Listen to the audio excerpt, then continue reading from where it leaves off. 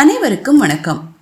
ஒரு குடும்பத்தோட வறுமையை விரட்டணும்னா அந்த குடும்பத்துல இருக்கிற குழந்தைகளுக்கு நாம கொடுக்க வேண்டிய ஆகச்சிறந்த சொத்து கல்வி மட்டும்தான்.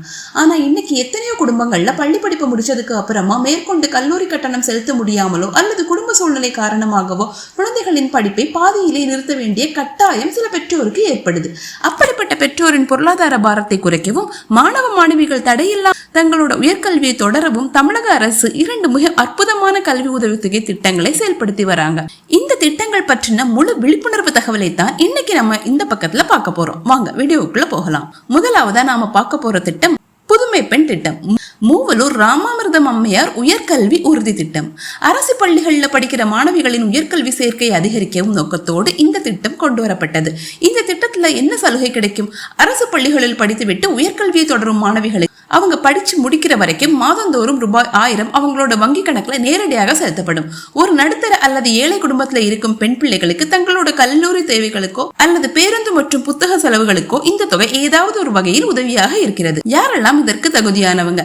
மாணவிகள் 6ஆம் வகுப்புல இருந்து 12ஆம் வகுப்பு வரை கட்டாயம் அரசு பள்ளிகளில் படித்திருக்க வேண்டும். அரசு நிர்ணயித்த தகுதிகளுக்கு உட்பட்டு அங்கீகரிக்கப்பட்ட உயர்கல்வி நிறுவனங்களிலும் சேரும் மாணவர்கள் இந்த உதவித்தொகையை பெறலாம். மாணவிகளுக்கு எப்படி புதுமை பெண் திட்டமோ அதே போல் நம்ம வீட்டு ஆண் குழந்தைகளுக்கு தடையில்லாமல் கல்லூரி படிப்பை தொடர கொண்டு வரப்பட்ட திட்டம் தான் தமிழ் புதல்வன் திட்டம்.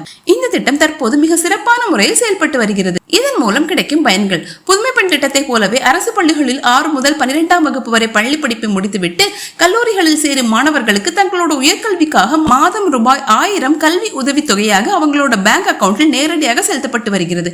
இதன் மூலமா பெண் குழந்தைகள் மட்டுமல்லாமல் ஆண் குழந்தைகளும் படிக்க வைக்கிற பெற்றோருக்கு ஒரு பெரிய பொருளாதார உதவியாக இது பயன்பட்டு வருகிறது. சரி, இந்த திட்டங்களுக்கு எப்படி விண்ணப்பிக்கணும்?